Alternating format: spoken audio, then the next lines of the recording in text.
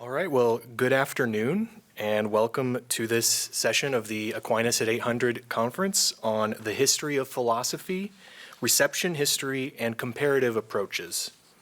My name is Trent Homan. I'm a Master of Theological Studies student here at Notre Dame in systematic theology, and I'm pleased to introduce our presenters for this session. We have Benjamin Miller and Trent Pomplin, and perhaps a third that I have yet to see.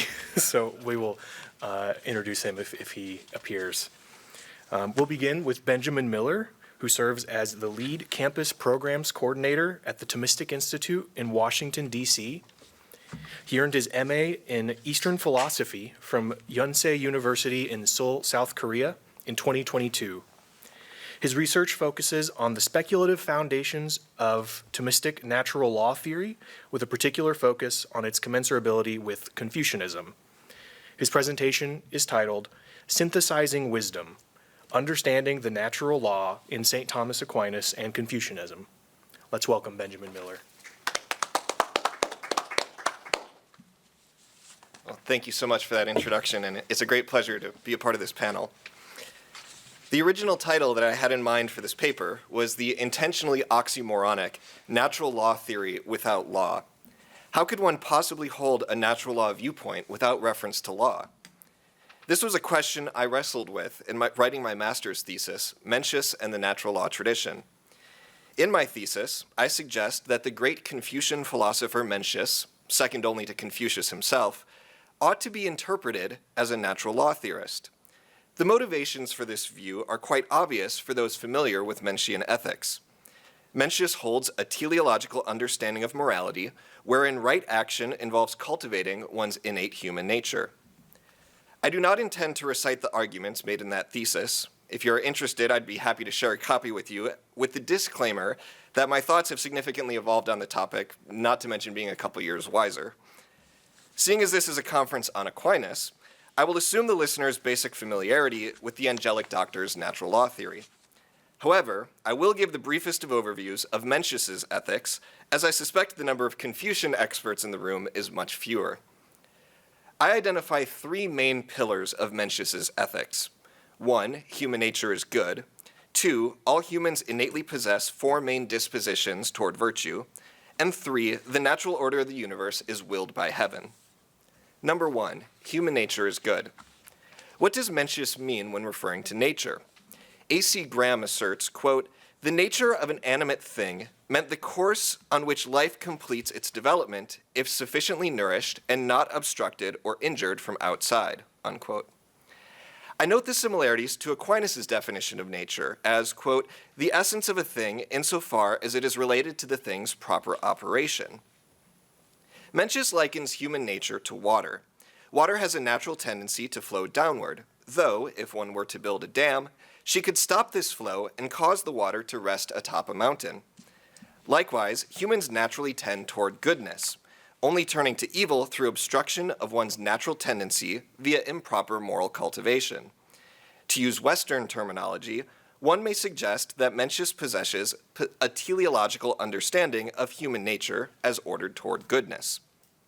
Number 2, all humans innately possess four main dispositions toward virtue.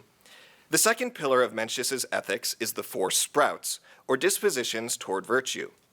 Mencius identifies four feelings which he believes all humans experience by nature. He gives the following famous example, quote, "Suppose someone suddenly saw a child about to fall into a well. Anyone in such a situation would have a feeling of alarm and compassion. Not because one wanted fame among one's neighbors and friends, and not because one would dislike the sound of the child's cries," unquote. Humans are innately compelled to save the child, aside from any self-interested reason. In addition to compassion, Mencius identifies the feelings of disdain, respect, and approval and disapproval. When properly cultivated, these four feelings develop into four cardinal virtues. The feeling of compassion is the sprout of benevolence. The feeling of disdain is the sprout of righteousness. The feeling of deference or respect is the sprout of propriety. And the feeling of approval and disapproval is the sprout of wisdom.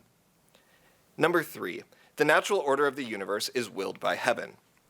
The relation between the natural order and heaven is hinted at in Mencius 6a6, where Mencius quotes the Book of Odes, saying, quote, Heaven gives birth to the teeming people. If there is a thing, there is a norm, unquote. Philip Ivanhoe explains Mencius's overall metaphysical picture like so, quote, according to Mencius, heaven has arranged things in the world in such a way that for each thing there is a proper role and function, and the general scope and particular parts of this grand plan are things that human beings can and must come to understand. Ivanhoe further explains, Mencius's conception of heaven places non-trivial restrictions on what constitutes the human good. Humans are to seek for harmony and well-being within a natural order established by heaven. They can come to understand, but must not attempt to alter or fundamentally damage this order. To do so would be to violate heaven's plan. I recognize this brief overview to be radically insufficient in appreciating the depths of Mencius's ethical worldview. That being said, I hope the natural law theorists in the room can see why someone might be compelled to read Mencius through a natural law lens. This innate teleological morality, ordained by heaven through a natural order, sounds strikingly similar to natural law theory. However, one rather fatal counterargument may be raised against this natural law interpretation. Mencius barely mentions law at all. In Book 4a, Mencius quotes a saying, quote, mere goodness is insufficient to govern, mere laws do not put themselves into effect, unquote. Apart from this passage, Mencius is silent on the topic of law. Confucius has a famously skeptical view of law. In Analects 2:3, he says, quote, if you try to guide the people with coercive regulations or laws and keep them in line with punishments, the common people will become evasive and will have no sense of shame. Of course, the Confucians are criticizing what Aquinas refers to as human law rather than natural law morality. Nevertheless, the aforementioned problem remains. Unlike the Thomist, Mencius does not discuss the concept of law in relation to moral nor metaphysical principles. Thus, what basis do we have for labeling this Confucian morality as a natural law theory? Again, I do not intend to recite the arguments I have made elsewhere, though I encourage you to read Richard Kim's Natural Law in Mencius and Aquinas, and May Sims' A Natural Law Approach to Law, Are the Confucians and the Thomists Commensurable, for additional perspectives on this topic, and I'd be happy to answer your questions afterwards. Instead, I wish to focus on an issue I find in both Confucianism and Thomism with regards to the legal nature of natural law ethics. When discussing theories of natural goodness, moral facts are grounded in observable regularities arising from human nature. However, natural law theory presents a unique legal notion of ought and obligation. Elizabeth Anscombe reflects on this issue in her seminal article, Modern Moral Philosophy. Quote, the terms should, or ought, or needs relate to good and bad. For example, machinery needs oil, or should, or ought to be oiled. But they have now acquired a special so-called moral sense, a sense in which they imply some absolute verdict, like one of guilty/not guilty on a man. The ordinary and quite indispensable terms should, needs, ought, must acquired this special sense by being equated in the relevant contexts with is obliged, or is bound, or is required to, in the sense in which one can be obliged or bound by law, or something can be required by law. Naturally, it is not possible to have such a conception unless you believe in God as a lawgiver, unquote. One can see that there exists a logical gap between ontological goodness and legalistic moral obligation. Imagine I put maple syrup in a car engine. One may call me stupid or irrational. However, this appears fundamentally different than calling one guilty. As Aquinas says, quote, every law is obligatory in such a way that those who do not observe it are called transgressors. Anscombe argues that we ought to jettison the concept of moral rightness. She writes, quote, if a procedure is one of judicially punishing a man for what he clearly is understood not to have done, there can be absolutely no argument about the description of this as unjust. In the context of English moral philosophy since Sidgwick, it appears legitimate to discuss whether it might be morally right in some circumstances to adopt that procedure. To give an example, imagine an innocent man who an angry mob believes is guilty of a heinous crime. If the man is not put to death, the angry mob will riot and burn down the whole city. A consequentialist like Sidgwick may conclude that, although the man is innocent, The morally right action is to put him to death, lest we face the worst consequence of the entire city being destroyed. As John Hacker Wright explains, quote, with this concept of moral rightness, there is a logical gap between the judgment that an action falls under a virtue term, as injustice applies in Anscombe's example, and the judgment that it is right to do the act, unquote. When someone claims a certain action is morally right, they make a definitive statement about its deontic status, which does not follow from its judgment as falling under a virtue term, such as justice. This problem of right action is familiar to virtue ethicists, and various solutions have been proposed. For example, Philippa Foot, in Morality as a System of Hypothetical Imperatives, simply rejects categorical obligation as incoherent. Rosalind Hirschhaus offers the following definition of right action, quote, an action is right if it is what a virtuous agent would characteristically do in the circumstances, unquote. However, Hirschhaus also appears to be making an unjustified logical jump from the criterion for moral rightness to definitive statements about its deontic status. This is where the problem comes in for Mencius. Mencius believes in absolute ethical prohibitions. He states, quote, if any sage could obtain the world by performing one unrighteous deed or killing one innocent person, he would not do it, unquote. Once one recognizes an action as bad, she has a duty to cease performing the action immediately. Myung-Suk Kim writes, quote, in Mencius 3b8, we see Mencius urge an official of song to reduce the tax immediately to 10% of gross income.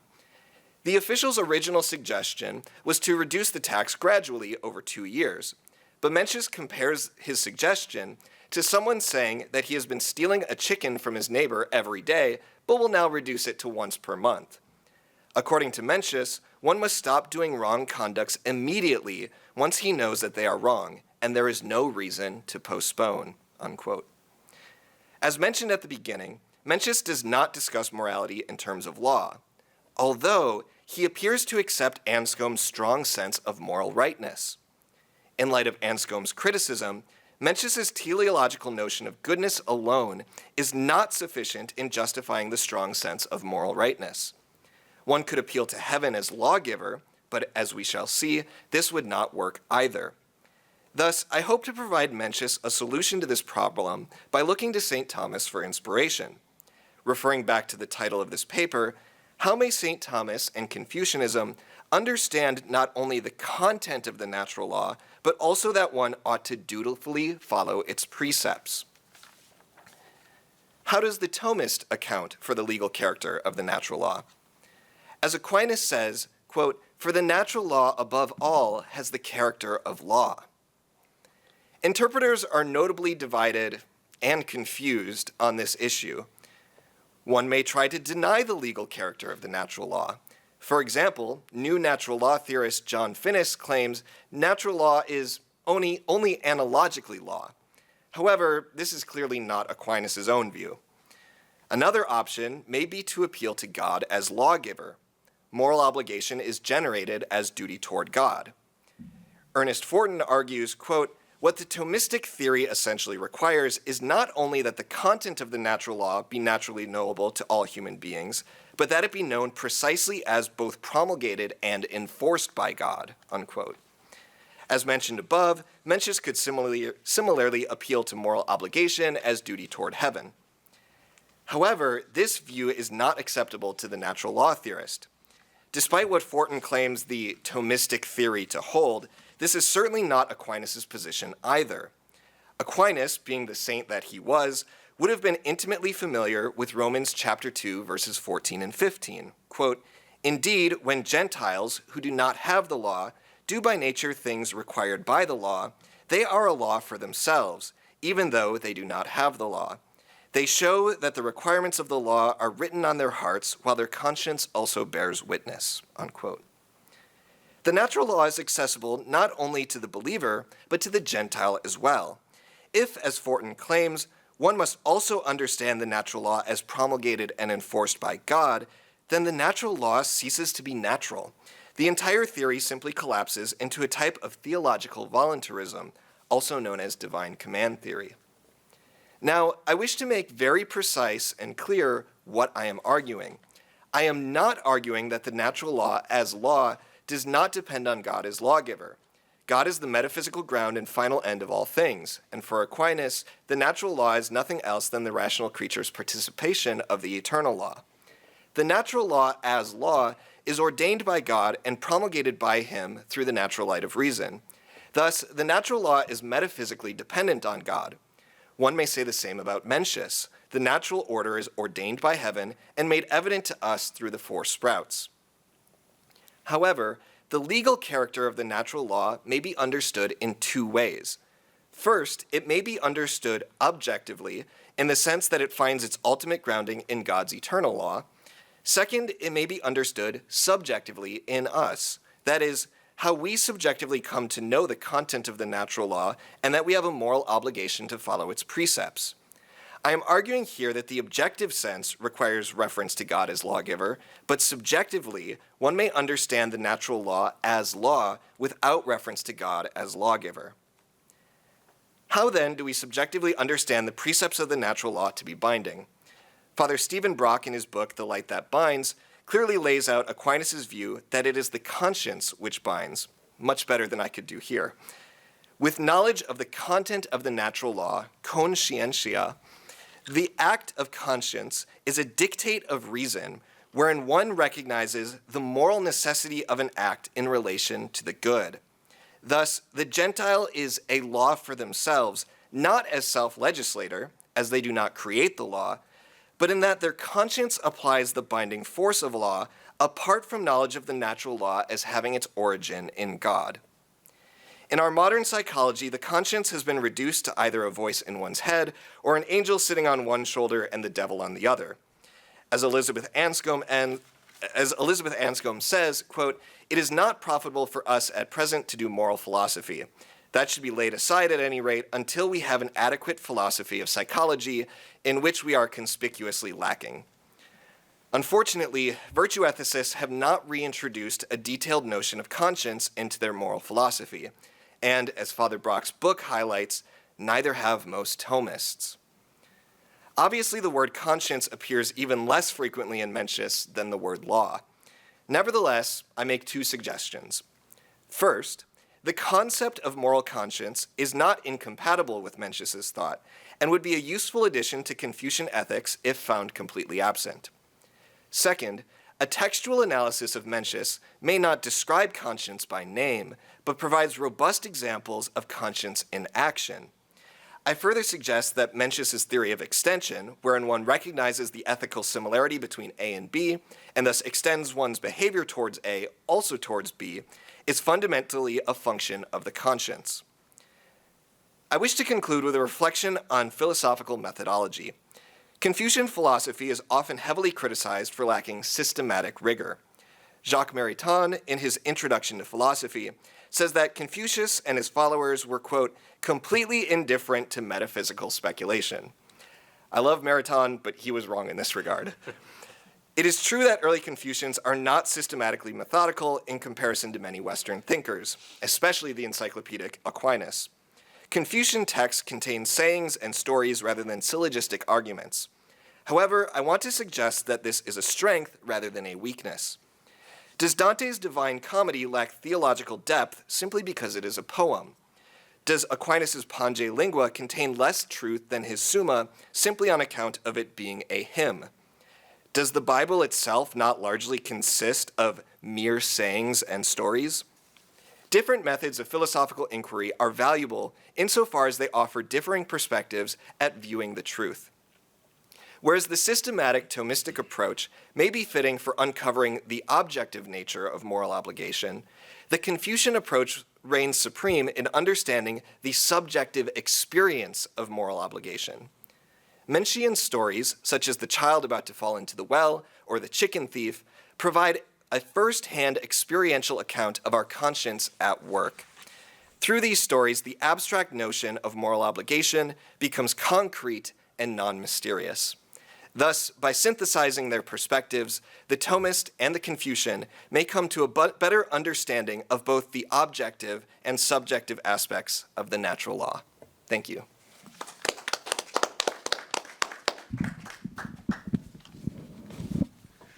Okay, we now have some time for questions.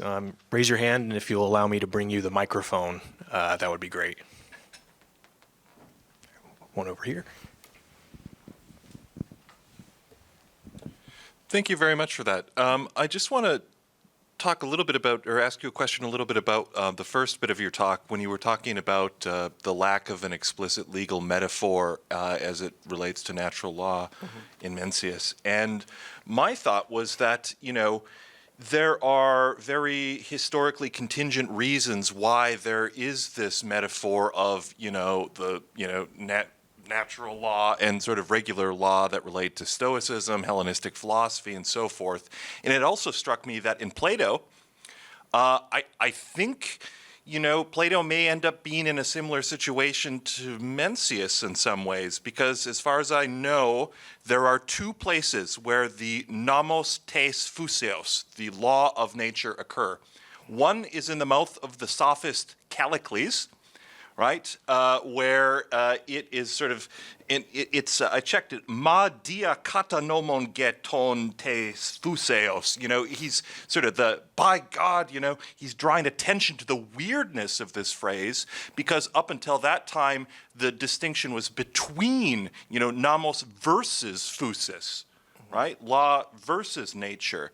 And the other time is in the functioning of the natural body in the Timaeus, right?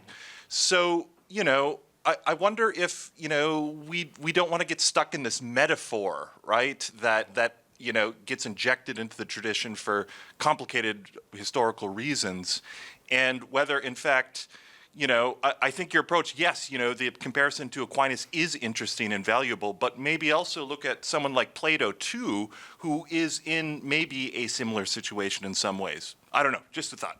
Yeah, no, I definitely appreciate that feedback, and I'll definitely look into Plato because I'm not overly familiar. But I think one of the things that's important, and one of the things that I try to outline in this paper, is there's a difference between talking about law as such and talking about the characteristic aspects of law. And that's one of the things that I really want to highlight, right? So Mencius is lacking this understanding of law, this detailed notion that Aquinas pulls out of what it means for a law to be a law. But if you look at Aquinas, when he defines law, he's specifically referring to, the word lex, law, comes from legare, to bind. And there's something about that binding force that is most fundamental to law.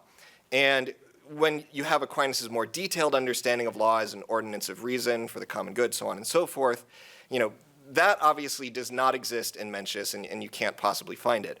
But I want to suggest that these characteristic aspects of the law as binding, and Mencius talking about us having this, absolute ethical prohibition against things, or this necessity to, enact what we believe is right once we know it to be the case, is characteristic of what we would call law in the sense of being binding. And that's really what I want to focus on, and that's the sense in which, even though Mencius doesn't talk about law in this detailed sense that Aquinas might, he at least carries those characteristics in his moral philosophy. Mm-hmm. Any other questions?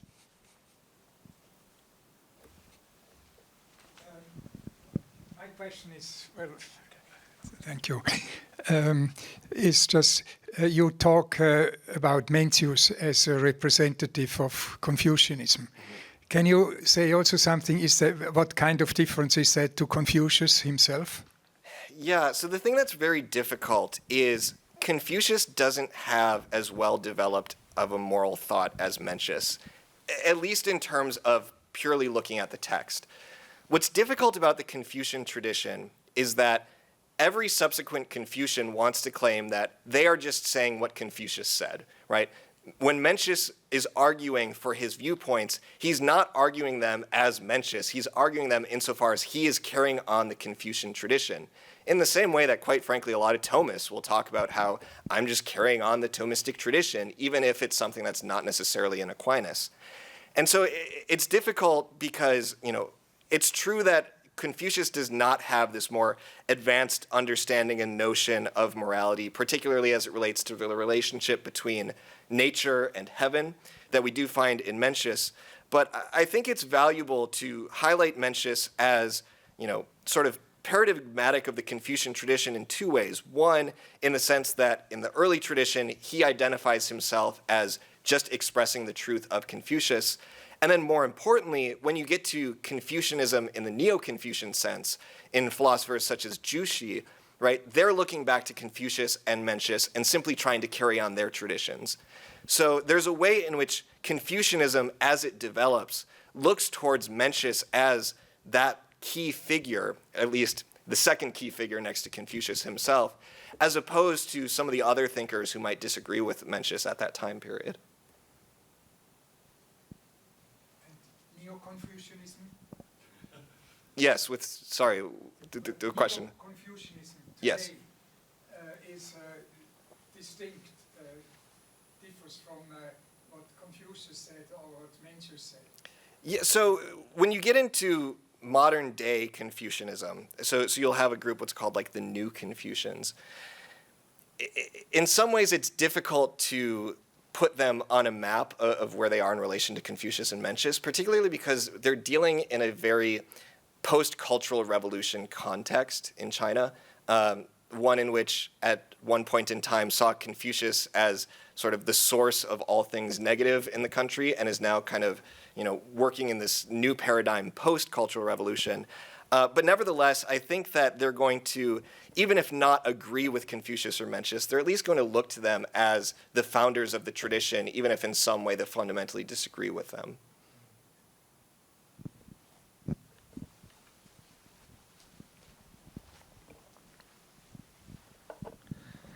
Would you say that Confucian ethics therefore could be seen from Aquinas' perspective as a kind of natural law ethics, or if apart from Mencius in this tradition, what kind of common points would you see between Aquinas' understanding of natural law and the Confucianist tradition, if you can name those?